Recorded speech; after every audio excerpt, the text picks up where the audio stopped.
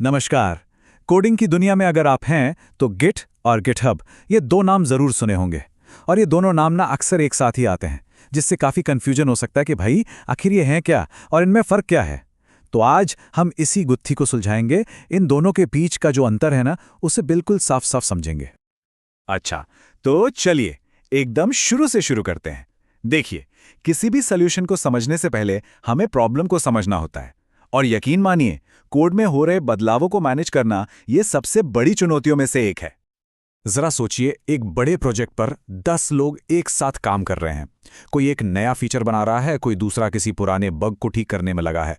तो सवाल ये उठता है कि ये सब होता कैसे है, बिना एक दूसरे का काम खराब किए या पूरे कोड को उलझाए बिना। ये ना बिल्कुल वैसा ही है जैसे हम किसी डॉक्यूमेंट की कई सारी कॉपी बना लेते हैं। कौन सी फाइल सबसे नई है, किसमें ज़रूरी बदलाव हैं, ये बहुत जल्दी एक बुरे सपने जैसा बन जाता है।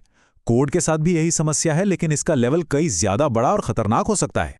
तो इस बड़ी प्रॉब्लम का जो पहला हिस्सा है उसे हल करता है गिट। इसे सबसे आसान तरीके से समझना हो तो बस ये समझ लीजिए कि ये आपके कंप्यूटर पर मौजूद एक टाइम मशीन है जो सिर्फ और सिर्फ आपके कोड के लिए काम करती है। अब इसकी जो टेक्निकल परिभाषा है उसे देखें तो गिट एक डिस्ट्रीब्यूटेड वर्जन कंट्रोल सिस्टम है। चलिए इसे तोड़कर समझते हैं।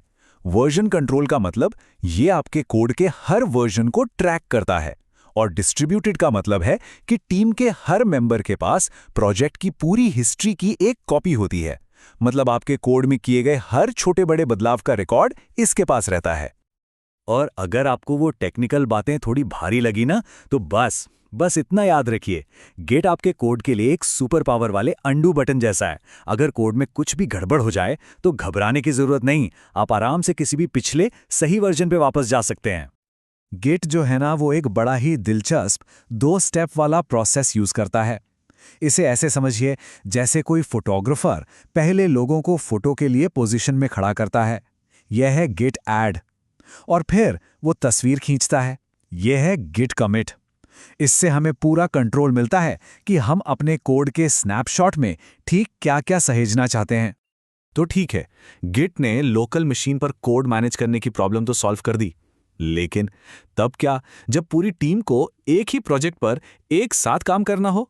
असली कहानी तो वहीं शुरू होती है, और यहीं पर सीन में एंट्री होती है गिटहब की। सबसे पहली और सबसे जरूरी बात, गिटहब कोई सॉफ्टवेयर नहीं है जिसे आप इंस्टॉल करेंगे।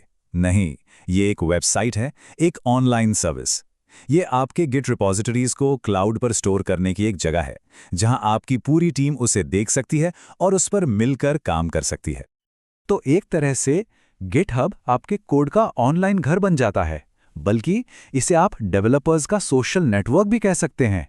यहाँ लोग न सिर्फ अपना कोड स्टोर करते हैं, बल्कि पुल रिक्वेस्ट जैसी सुविधाओं का इस्तेमाल करके एक दूसरे के कोड को रिव्यू करते हैं, साथ मिलकर काम करते हैं और अपने बेहतरीन काम को दुनिया को दिखाते हैं। तो अब जब हम दोनों को अलग अलग समझ गए हैं, तो चलिए देखते हैं कि ये जबरदस्त जोड़ी मिलकर असल में काम कैसे करती है। तो पूरा साइकिल कुछ इस तरह चलता है, जो टीम को सिंक में रखता है। आप अपने कंप्यूटर पर गिट की मदद से कोड बदलते हैं। जब आपको लगता है कि काम हो गया है, तो आप अपने बदलावों को गिटहब पर पुश कर देते हैं, मतलब ऊपर भेज देते हैं। फिर आपकी टीम के बाकी लोग उन बदलावों को अपने अपने कंप्यूटर पर पुल कर लेते हैं, मतलब नीचे खींच लेते हैं। ये प्रोसेस पक्का करता है कि हर कोई हमेशा लेटेस्ट कोड पर काम कर रहा है। तो चलिए, अब तक हमने जो भी बातें की उन्हें फटाफट एक सिंपल से कंपैरिजन में देख लेते हैं, ताकि कोई भी कंफ्यूजन बाकी ना रहे। तो इसे ऐसे समझिए, गिट वो इंजन है जो आपके कंप्यूटर पर इंस्टॉल होता है। ये है असल टेक्नोलॉजी। और गिटहब वो एक चमचमाती हुई कार है, एक ऑनलाइन प्लेटफॉर्म जो उस इंजन का इस्तेमाल करके आपको अपने दोस्तों के साथ मिलकर काम करने की सुविधा देती है। गिट है कोर, और गिटहब उस कोर के ऊपर बनी एक सुपर पावरफुल सर्विस है। तो अब जब आप इन दोनों के बीच का फर्क और इनका रिश्ता दोनों समझ चुके हैं, तो असली मजा तो अब शुरू होगा। देखिए, इंटरनेट पर प्रो गिट जैसी बेहतरीन किताबें और ढेरों रिसोर्सेज मौजूद हैं। गिट और गिटहब सीखना एक ऐसी स्किल है जो आज के दौर में हर डेवलपर के लिए बहुत बहुत जरूरी है। ये आपकी कोडिंग की दुनिया में एक नए और रोमांचक चैप्टर की शुरुआत है। तो अब सवाल ये नहीं है कि ये टूल्स क्या करते हैं, सवाल ये है कि आप इन जबरदस्त टूल्स का इस्तेमाल करके क्या बनाएंगे। दुनिया के साथ क्या शेयर करेंगे? क्योंकि सच तो ये है कि अब आपके पास अपने आइडिया को हकीकत में बदलने के लिए बेहतरीन औजार हैं। अब संभावनाएं अनंत हैं।